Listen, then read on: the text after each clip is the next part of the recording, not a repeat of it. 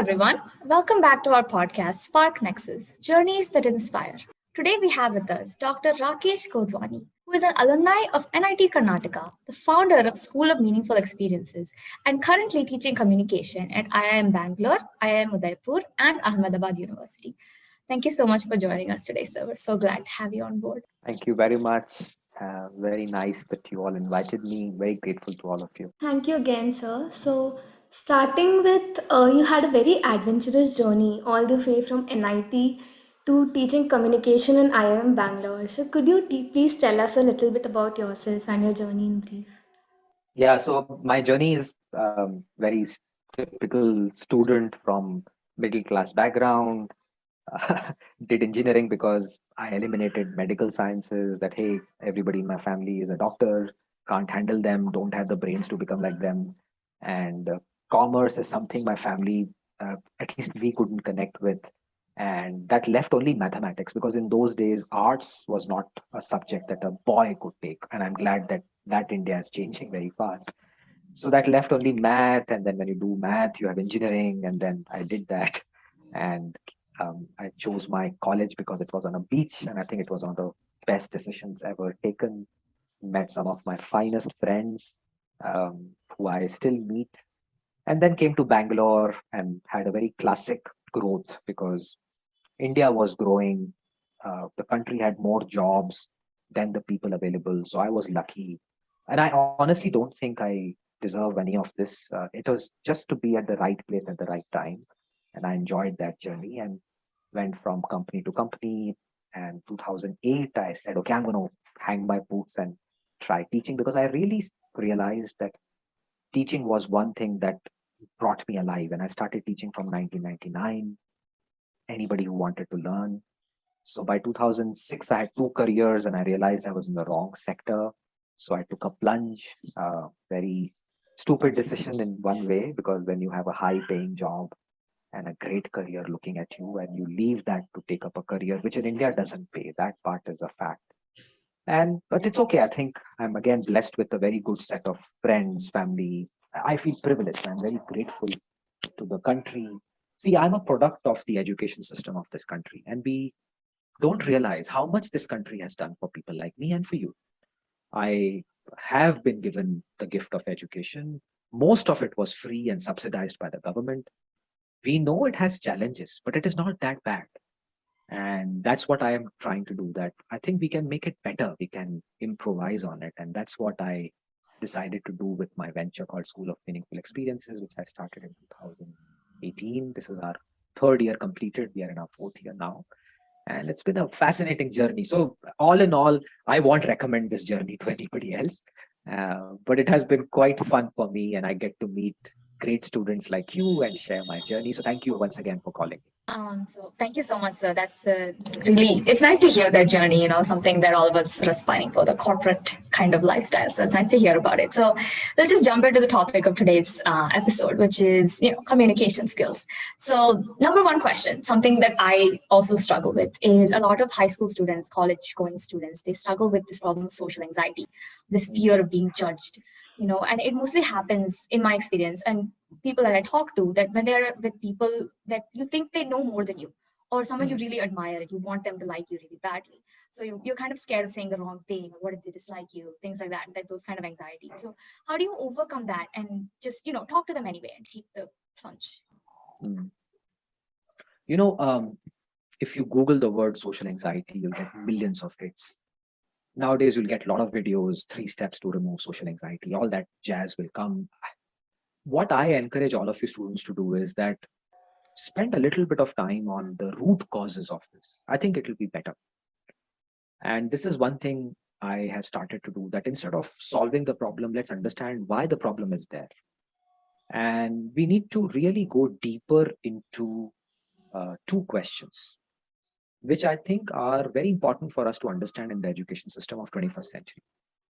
And why we have gone far away from these 2 questions is because of the complex social media world that we perceive. The fundamental reason that we go through an education system is that it is a discovery process.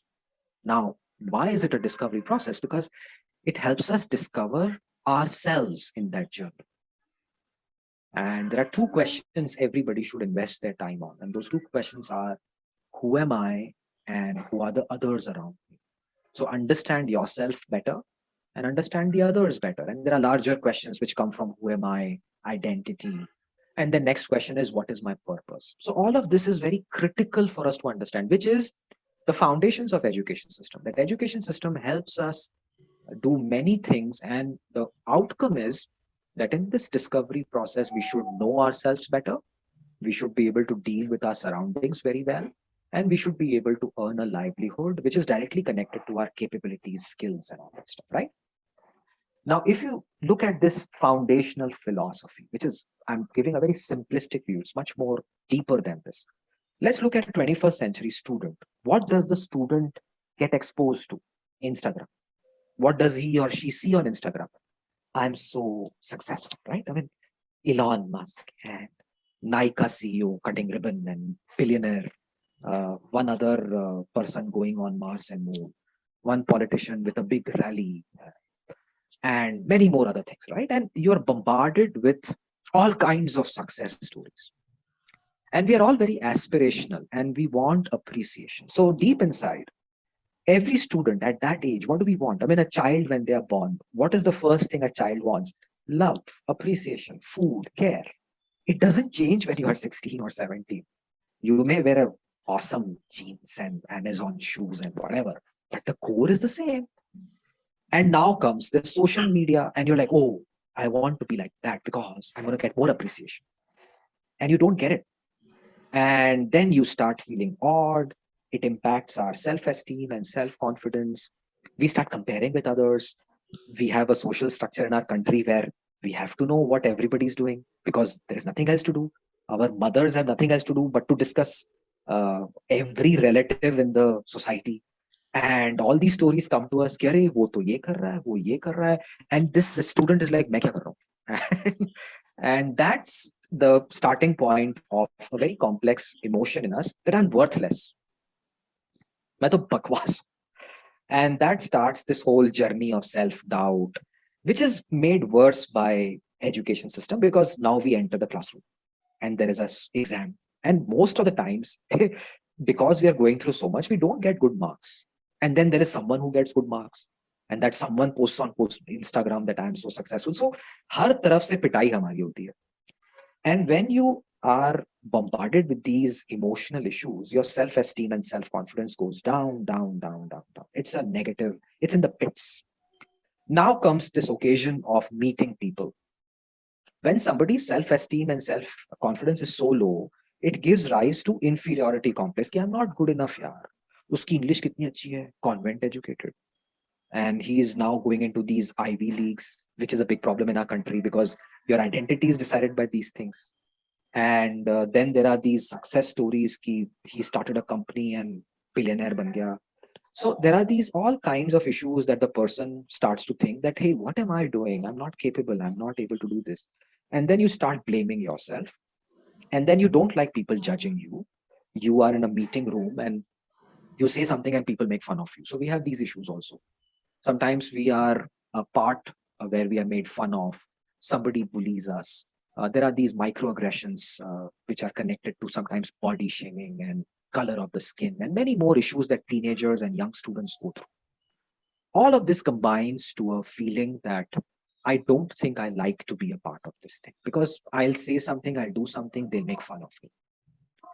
And to protect ourselves, so our brain goes into a preservation mode. So there is a deep science that why do we behave like this? We're trying to protect ourselves. I don't want to get myself harmed. So just like how you go to a forest and there's a tiger and you protect yourself from the tiger, when you go to a meeting room, you protect yourself from the repercussions of that meeting room by staying quiet. And you feel anxious कि मैं कुछ बोलूंगा तो कुछ तो लोग हंसेंगे. Then I'll come home and the whole night I will think about this episode. कि मैंने ऐसा क्यों बोला? You know, लोग क्या कहेंगे? And this is the negative spiral of damage of self-esteem. So this is social anxiety. It's a very complex emotion. It is becoming more today. ऐसा नहीं है कि पहले नहीं था. It is more visible and impactful to the extent it is causing severe mental issues or mental unwellness issues in teenagers and working professionals. It is impacting their career. It is impacting their well-being. And that's where communication comes in, that what should we do? We should definitely talk about it. I think that's very important. And we should stop this 3 steps to success kind of nonsense. ये 3 step में नहीं होता है. You know, this is like saying कि 3 steps में you'll become Nobel Prize winner. अरे नहीं होता है यार, हमें मेहनत करनी पड़ती है. So just like how there's a process to train yourself to build your muscles and become a little bit more stronger, you have to strengthen this. This is a muscle. We don't really give time to it. In fact, we are wasting it. We are misusing it very badly in the 21st century. And how do we strengthen these muscles? By, first of all, good company around us. And if you have good company who protects you, so have friends who give you a safe environment. That is very critical for all of you. If your friends are the friends who make fun of you, that is called toxic friendship. And I know many of you prefer to be part of these toxic friendships because you want to sound cool and look cool. And this is nothing but low inferiority, a low self-esteem and inferiority complex. So you are creating your own problems. There is a way out. The way out is find better friends who don't judge you and accept you who you are. And in every movie, you'll find this. There's a protagonist, misfit. Then the friend circle comes in. And you should look at the friend circle. All kinds of people who are very strange, nerdy, geeky, fat, thin, but they love you. And that becomes the first point of self-esteem. Yeah, these people love me. Home. You know, the strongest place for a human being is their home. There is no other place where you'll get love, unconditional love. You'll only get gali. So have stronger foundations of relatives and family. Relatives, I doubt. Family, parents and siblings. Then a circle of friends. And in this, your self-esteem, self-confidence should go up. And you should choose not to be part of toxic work groups, toxic colleges, toxic jobs. And there's a lot of good research coming out. I encourage all of you to read a book called The Art of Quitting. It is written by a lady who plays poker. And if you can Google, I think Annie something, I forget. I think बूढ़ा हो रहा हूँ तो आजकल मेरे को याद कम रहता है. But I have picked this up, Annie something, and The Art of Quitting. So she researches poker players. What is the quality of a poker player? You should know when to quit. Now that's a great thing to learn, right? That we should know when to quit. कि यार ये friendship तो damage कर रही है because I'm always anxious and I'm always being part of these groups that I don't want to be a part of. And this is the art of quitting. That there are repercussions of quitting, but it's good for you because the losses are less when you quit early. वरना बाद में बहुत loss होगा. So these are the things you need to start telling yourself. And if you strengthen your self-esteem, that step number 1, please appreciate yourself. You deserve to be appreciated by yourself. In fact, there is a movie called Jab We Met. देखी आप दोनों ने? Yes, sir.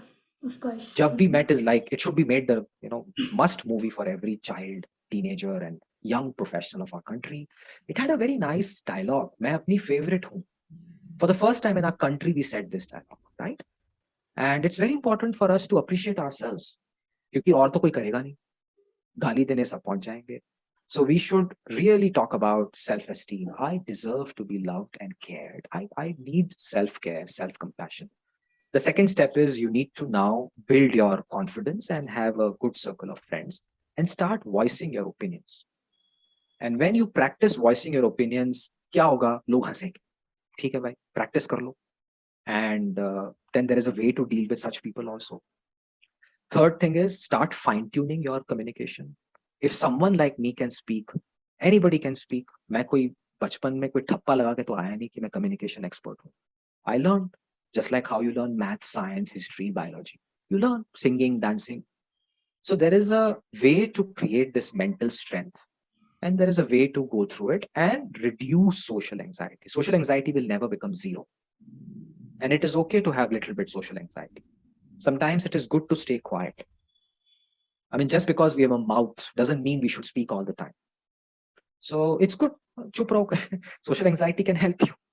But if you are very anxious in a group and you feel everybody's going to make fun of me, I think reflect on internals, that what is causing my fear. How to remove social anxiety, baat ki baat hai. What is the root cause? Is it inferiority complex? Is it something else? And we can have these issues not just by education systems. It can also happen because of bullying. It can happen because of abuse. Many times we have been abused physically and emotionally.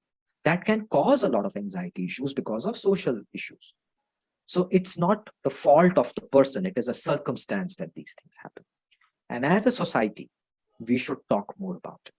Conversations, sharing of feelings, having people to talk about their experiences, and then trying to slowly resolve it. This is where mentoring and role modeling is very important. And I encourage all of you to have a mentor who's not your ear plus one. The mentor should be ear plus 25, because that perspective is very important. And ear plus one is as intelligent or immature or mature as you. You need a person who has seen a generation. And that is one advantage I had, that most of my friends, even till now, are about 25 years senior to me. And I sit with them, talk to them. I ask them questions. Today I had a bad day. Did you also have a bad day when you were 40? And they're like, yeah, all the time. And that's how you try to come forward. Am I making sense? Yeah, sure. So I think actually, you said about no, go ahead, Payal. no, continue, Mira. Okay, so the thing you said about toxic friendships, toxic relationships, those kind of things, it's really easy to get stuck in them. You rarely you rarely realize that this is a situation you need to get yourself out of. So the thing you said about self-introspection, reflection, I feel like that's really important, and we don't talk about that in Indian society as much. We should. Yeah. So, yes, sorry. Okay, so something a lot of people struggle with is stage fright. Like they become nervous in front of big crowds and stumble over what they want to say. So, what do you think is the best tactic to overcome this problem? There is this dialogue, कि डर सबको लगता है. So first of all, we should, again, what I'm trying to do is, instead of focusing on the solutions, I want to focus on the feelings of the problems. These are all mental cognitive issues. What is stage fright? It is nothing but fear, right? We give it a term that when you go on stage, first of all, you are in front of audiences, right? So everybody's looking at you. And that's a very scary situation. Why? Because we are unfamiliar with it. Fear comes when we are, if you break fear into multiple things, sometimes we are unfamiliar of what is causing us the harm. So anxiety. So this is where there is a cave. The darkness of the cave is unfamiliar. And हमको डर लगता है. तो बचपन में mummy बोलती थी वहां पे बुबू है और हवा है, right? That was their way of instilling fear in us, that don't go to dark spaces, right? It's for your own safety. You're a child. A child is very innocent. So you create these systems to create fear. So unfamiliarity is the root cause of many of our lives. Why don't we? So I'll give another few examples. Why is it many students are very afraid to take a career choice which they don't know much about? It is nothing but lack of information. We don't know what will happen. Fear. And all of these things translate to our brain reacting to fear. How does it react to fear? There are certain complex processes that the brain shuts down, our body starts to tremble. It is nothing but our brain reacting to a serious problem. It's almost like somebody attacking you. It's called the amygdala hijack, right? So public speaking comes in that category, that many of us, and I'll give you an example. Like dar sabko lagta hai, right? So our categories of dar is also different. There are some people who are not afraid of, let's say, climbing huge mountains where there is death written all over. But the same person, when they look at a cockroach, will jump and shriek as if that end of the life has come, right? Because for them that stimulus causes that amygdala hijack. The same thing happens in theater and public speaking. Some people, when they go on stage, they feel normal. I think I belong here. And some people are awkward. Like one of my worst fears is that I hate to dance. And the moment at least my wife knows about it. The moment we get a phone call that there is a party, and thank God there was a lockdown. If there is one thing the lockdown saved me and my wife is, my wife loves it. I don't. I'm a very introverted person. I love my couch. I love my books. I love my Netflix and my remote control. The fact that you have to go to a club and meet people you don't know and listen to music and dance gives me fear as if I'm going to die. But But some people love it, right? They enter and they feel ki ye to mera ghar hai. And they dance and their bodies are enjoying. And I'm like, God, I wish I could do that, right? So same thing. So we have to look at what we like and what we don't like. And in that, we have to look at fear and how our bodies react to fear. And our bodies, so that's my little daughter who's going to scream. And can I have this chat? Okay. You want to join? Okay, she also wants to join. So that's all right. So what I was saying was that our bodies then shut down. So the moment I go on a dance floor, you should see my face. I'm like death written all over. And I behave very awkward. And I'm like Mr. Bean dancing really badly. And I dance for like 6 seconds and I quickly say, ki yaar, thora server dukh raha hai, bhag jata hu. And then I'm gone. I'm like outside somewhere. So my wife gets very upset that where do you vanish? I'm like, I don't like coming to these places. Right? So my problem is I'm not comfortable, familiar with that process. But if somebody teaches me dance, how hard it can be. If somebody teaches me the steps to manage myself with grace on a dance floor, I'll practice, right? And with practice, I might enjoy also. But I've never done that. So one of my dreams is that when I become slightly older, I'll properly learn to dance and overcome my fears of dancing. Now let's look at public speaking. Same conditions. We don't like people looking at us. We don't know how to behave in this space. Our bodies are all over the place. Most common, students will rub their eyes first. Then they'll scratch their hair. And they don't realize that everybody's watching them, right? And they are getting more and more, anxious. They are behaving strangely. And it's nothing but their systems are shutting down. So what we need to do is understand this, find ways to get our systems to be in control. So breath is the first step. The second is the moment breath and oxygen levels come, that's where the body starts to get the power to fight this fear. The second step is that we have to start getting the brain switches back up. Brain has shut down, so it has to be rebooted. Because that's where the information is. We have to say something, and all of that information is in some part of the brain. Long-term memory, short-term memory, this, that. It has to be revived, right? So we have to then do something to revive the brain. And then start to practice, because when we practice, we do figure out what to do. And I'll give you some examples.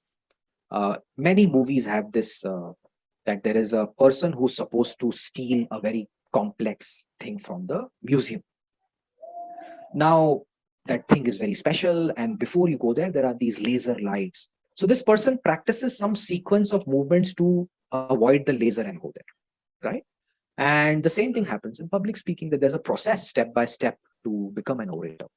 And if somebody guides you, gives you feedback, I think you can do it. Harry Potter. What is Harry Potter's Prisoner of Azkaban scene where all the children are made to face their fears, which is in that cupboard? Have you seen Harry Potter? Yes, sir. Yes, sir. So there is this cupboard with the boggart, right? Yeah.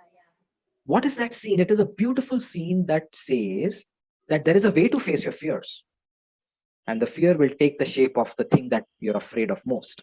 But if you program your mind to think of something funny and humorous, and then the professor teaches them ridiculous, I think they all learn how to face the fear and the monster is gone. Same thing happens in public speaking. That get your breath right, get your body right. Think of the audience as children in diapers, drinking milk. Or there is one funny, so we were doing this experiment that, okay, what funny things can you think of when the audience is looking at you? And one of my favorite sentences was that, sir, I think that they're on their potty seats. I'm like, that is really gross, but if it makes you feel good, that's your problem. So do whatever it takes to get your mind to calm down. And laughter, ridiculous. That's the whole spell. And I mean, J.K. Rowling, the reason I respect her is that she wrote this in a cafeteria when she had no money, right? Imagine what she would be going through, but she wrote such a brilliant lesson of life.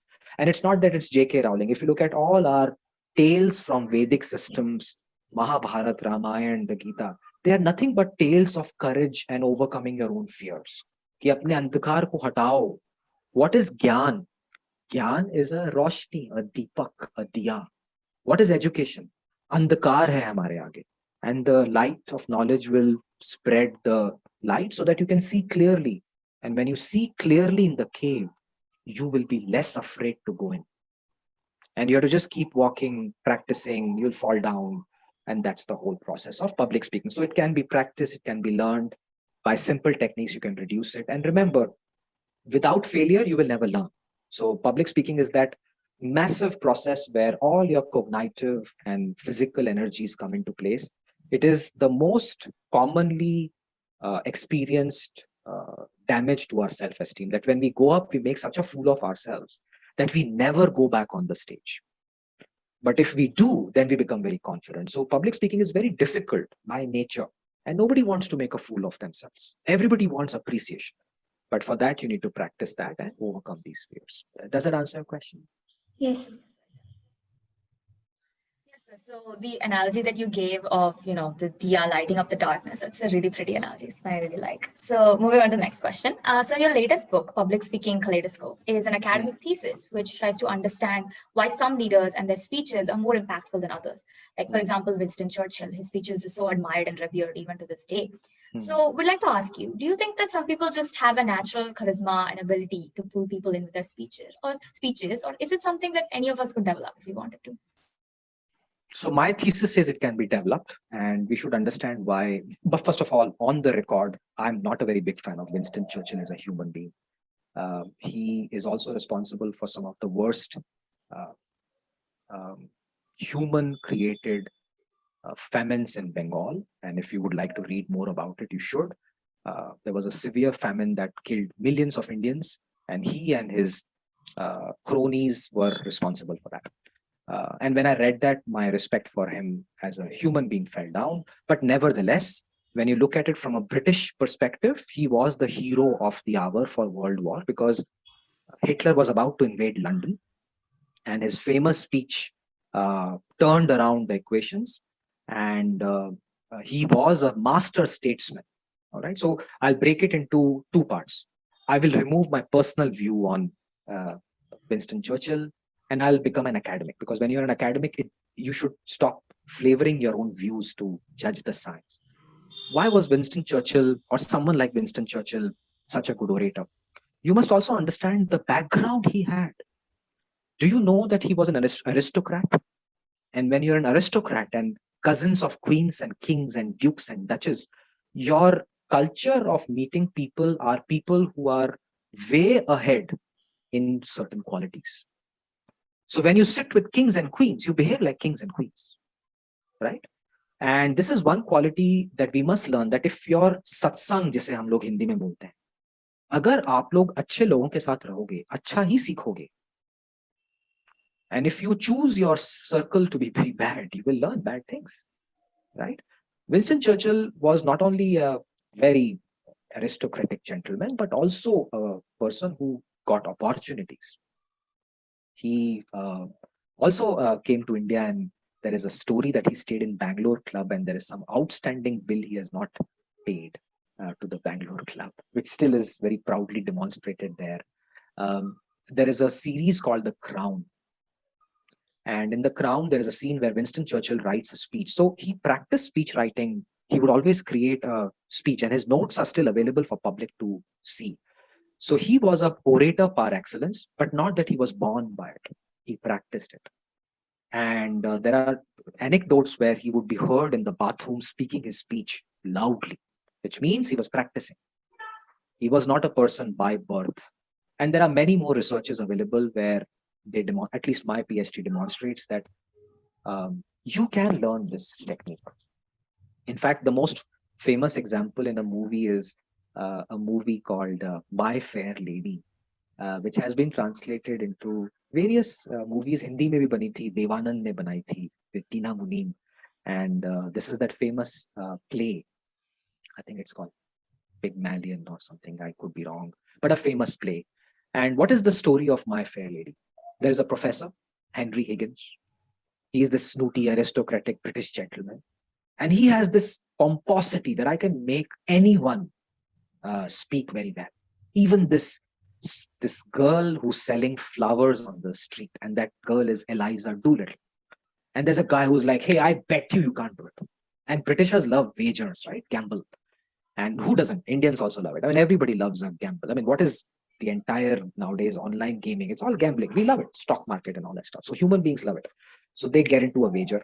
And this guy, Henry Higgins, spent 6 months to train Eliza Doolittle. And the challenge is that she should pass as a lady in front of the queen. And there is this song, The Rain in Spain, and is mainly in the plane. And they start with this training program, and Eliza Doolittle, this street girl who has terrible pronunciation, she says the Rhine and spine is mindly. And so there's a training program, and it's beautiful. And the point I'm trying to make is that we know in India that you can neutralize accent. The BPO industry uses it. There are girls and boys from Chandigarh, proper Thet accent. But hi, and Sandra, how can I help you? This is possible, right? Now, data point number 2, go to any tourist place. Pick up a tourist place. Goa is a good example. The people who are the local people on the beaches selling juices and whatever, they speak very good English and many more languages. Are they educated? No. They pick it up from the street because it's survival. And you can pick up these techniques of picking up languages, speaking in a certain way very easily.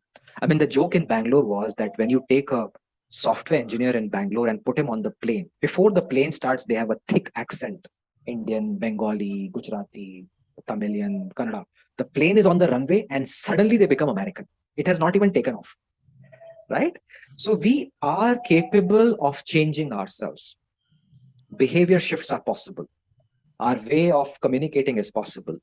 And oratory is not a by birth skill. Certain people have an advantage, which could be cultural, which could be many more other issues, which could be probably just luck and opportunity.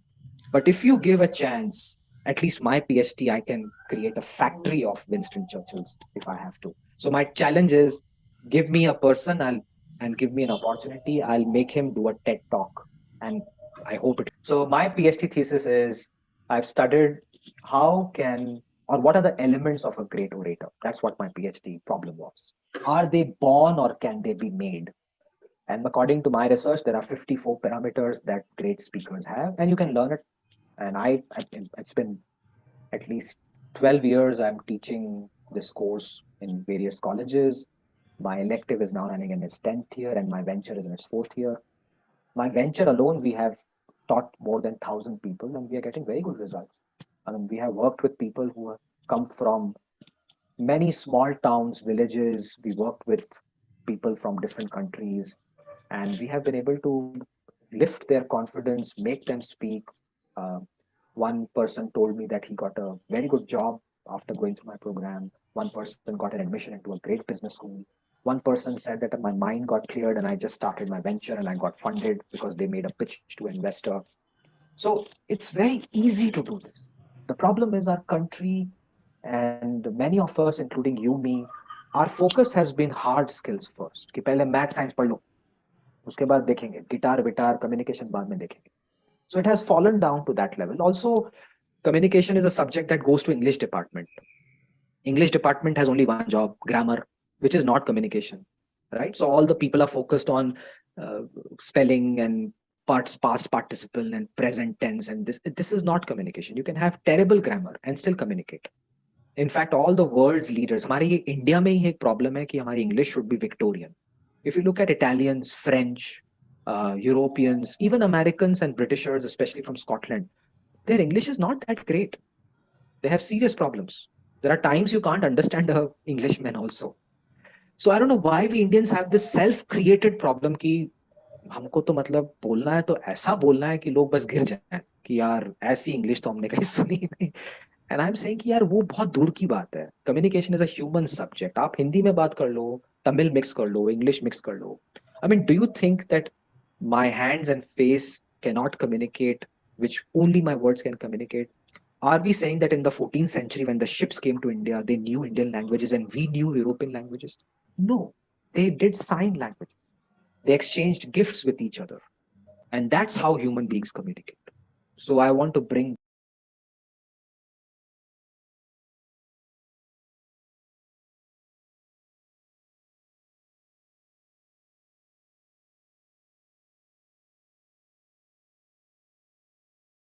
Make sense? Yes, And I sir. think the point you were making about how we always think that communication skills is just speaking, but it's so much more. You have to get the Yeah. point across. That's what it is, and people often mistake that, so they find it hard to get better at it. So yeah. So, sir, on the topic of your books, the title of one of them really stood out to us, which is "What to Say and When to Shut Up." So, considering what we've talked about so far, could you tell us a little bit about the book and give us a brief sneak peek for any viewers out there who might be interested in reading? Sure, I can tell you a brief so that you go and buy my book in trillions of copies and make me a trillionaire. Uh, so the name of the book was not my job. It was my editor from Penguin, very lovely colleague from Penguin, Radhika and Millie. They coined the name. My name was Communicate Effectively, and they said, "Sir, is this the you can do?" So that's why you need such wonderful people, and they are the ones who took my rubbish draft and shaped it up and made it to the level that it became a book. So I'm very grateful to them. So what to say, when to shut up is a very simple concept, that how do I make a message? And the book has a very simple 6-step formula, which I teach in my car classes, and it's very easy to do it. And the book, first of all, has multiple chapters that talk about some foundations that we should understand the purpose of communication. And my focus is that I have focused my work to business communication, कि हम लोग क्यों communication करते हैं, क्योंकि कुछ काम करवाना होता है. It's not just about good morning, good evening, and conversations. It's a job we have to do. We need a job. We need to get a pitch right. We need to get a professor to give us marks based on our project. We need to negotiate. We need to solve a conflict. We need to make a presentation. Whatever. I mean, there's millions of things to do, and it's an ocean. So what I did was, if communication is an ocean, I said I'm going to take you on a cruise to an island called Oratory, which is what I focus on. And the larger island is called Persuasion. But in that, we'll go to one corner called Oratory. And if you have to become a great orator or a presenter or a person who can use words to bring a change, there are 6 steps you must remember. Step number 1 is audience is totally not interested. And that is something I learned the hard way. How did I learn the hard way? My first lecture, I remember in, I think, 2000. I was in Intel. Intel said, ki, go to the school, wahan pe ek bhashan de ke aao about what Intel does. And I was like, God's gift to mankind, and I will go and wow the students with my 62 slides. And I still remember, this was Kendriya Vidyalaya in Malleshwaram. I went there, and this huge hall open जहाँ पे पूजा होती है ना, सुबह की वंदना करते हैं हम लोग. So that place, and सारे बच्चे वहाँ पे बैठे थे, and I was this God's gift to mankind. Laptop लगाया, slide 1, slide 2, and after some time one plane flew right next to me like that. And I said कि कोई naughty बच्चा होगा. I ignored. And then I went to slide 3, slide 4, and one chalk landed on my shoe. And I knew कि boss, because I was like some 20 feet away, there's a platform, you're standing on top and yapping, right?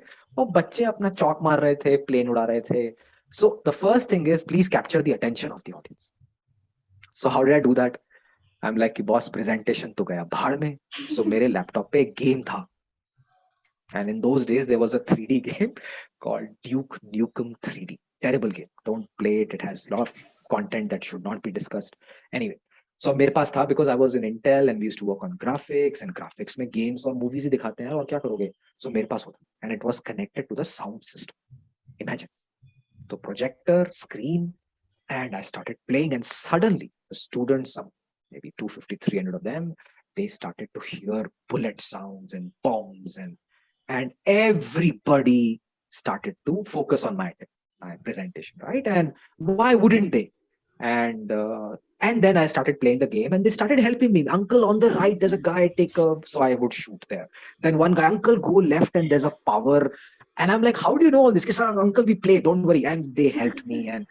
But the point is that I had their attention, right? कि भाई अगर मुझे communicate करना है to this child or this learner, it's like a black box, right? Iron black box shut tight. So how do I enter this person? I have to open some chota window and put something inside, right? So that is attention. Okay, first, open the mind, connect with them, and we'll come to connect. So A for attention. That is step number one. Step number two, give examples, and not examples like terrible examples. हमारे corporate में we work a lot with corporates. You'll be surprised. Brilliant human beings. कोई गड़बड़ नहीं है. वो spreadsheet चिपका के खतरनाक जो only they will understand. And corporate में तो they are taught कि ऐसा बोलना कि किसी को समझ नहीं आता. And I mean, in fact, PhDs take great pride in their PhD. If my PhD is understood by the world, that means I've not done good research. It has to be understood only by me. That's all. And वो मतलब होता है ना, भीष्म प्रतिज्ञा ले रखी है हमारे scientists and researchers ने कि किसी को समझाना ही नहीं, जरूरत क्या. And I find these things hilarious. कि यार, what is the point of doing research when the world doesn't understand what you've done? But anyway, that's why I'm running School of Meaningful Experiences, and I'm not a tenured professor because मुझे tenure ना चाहिए ना मिलेगा. So I don't even want it. So examples, make it easy, tell stories, give simple things that people understand. Like when I told you this example of this child and gun, and you saw the scene, right?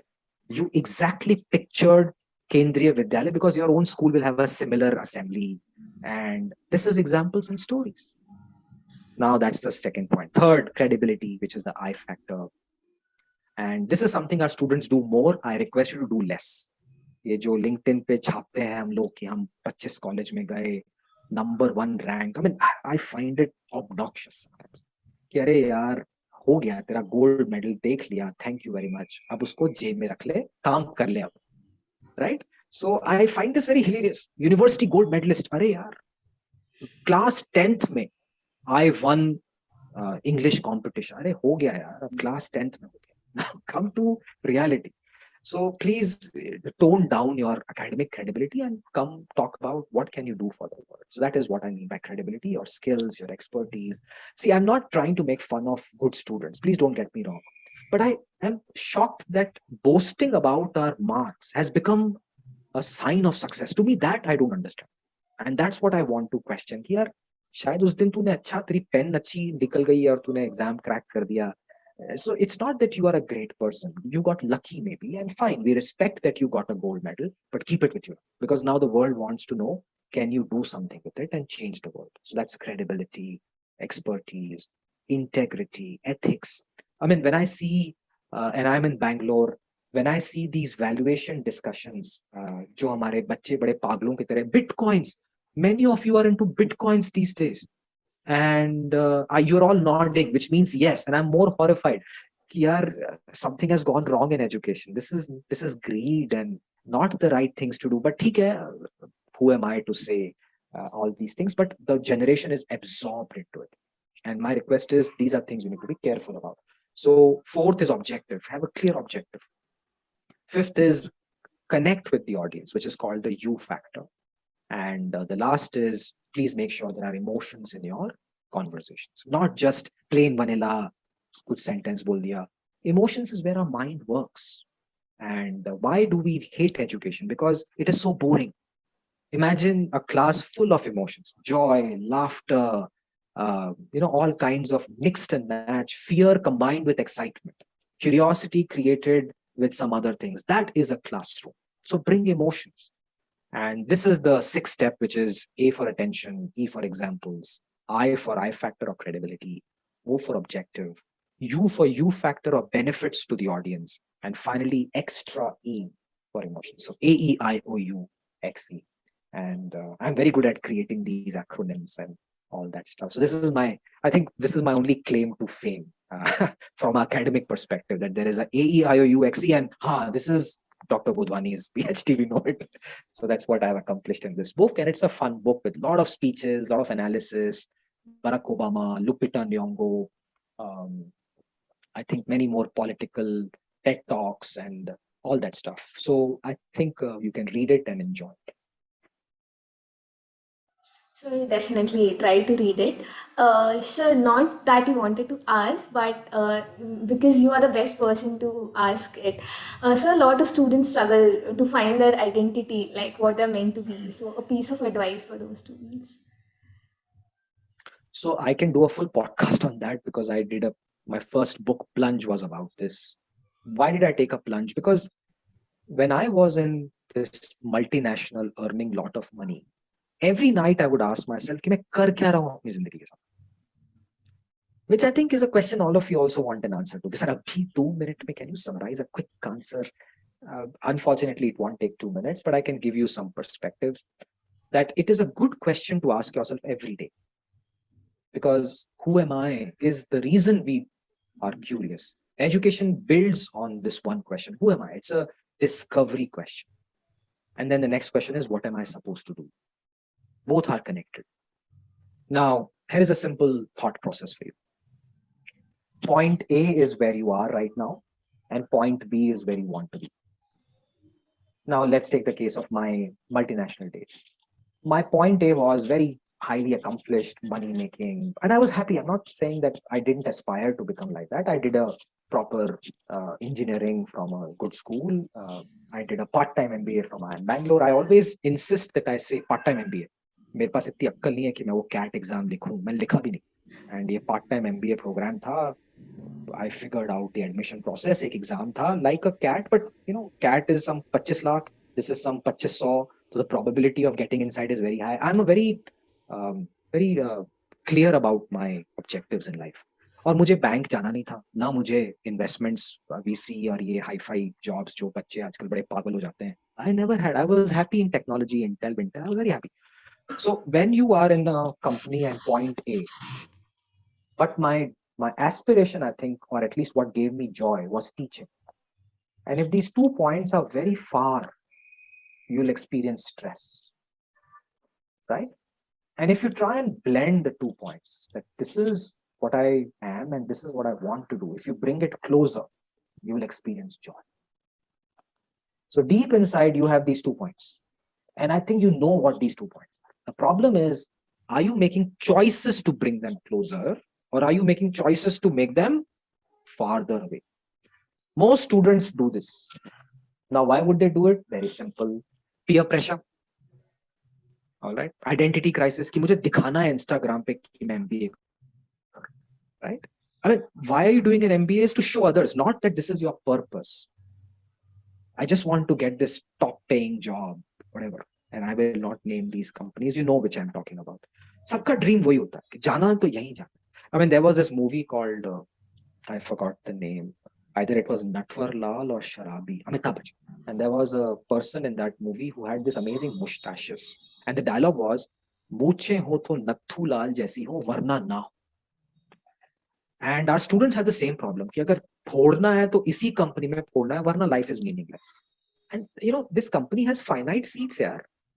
Every college has finite seats. It's like Olympics. Olympics have finite medals. Not every sportsman will get it. But the problem of students is all students want it and without any effort.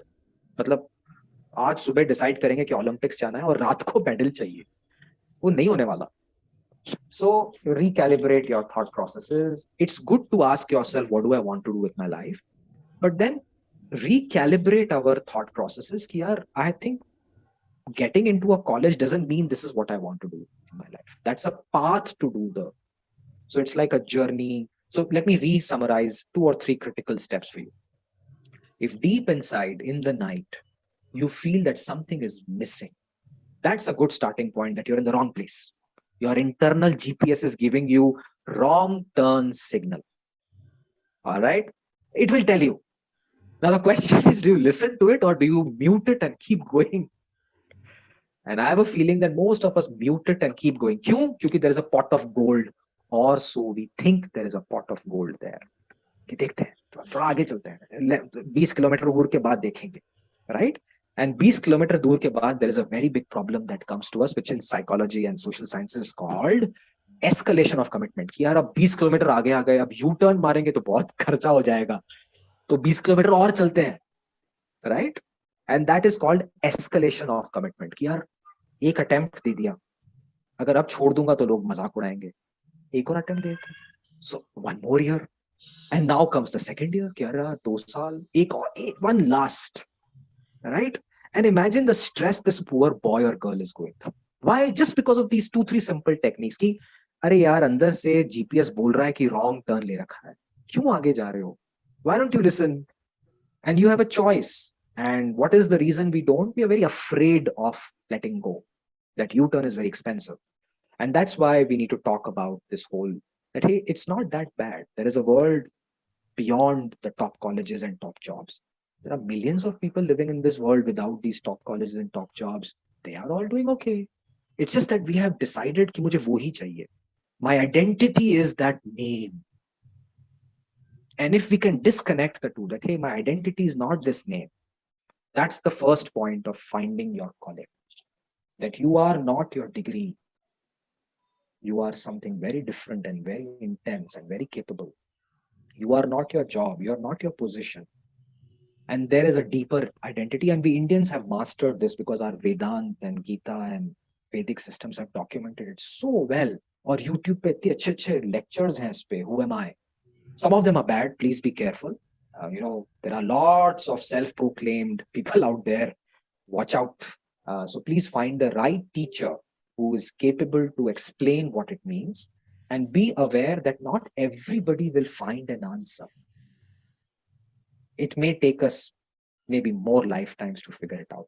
And if you can then liberate yourself, yeah, theek hai, dekha jayega. That's the path of going. So that's my request to you on Plunge. And listen to my podcast. You'll get some ideas there.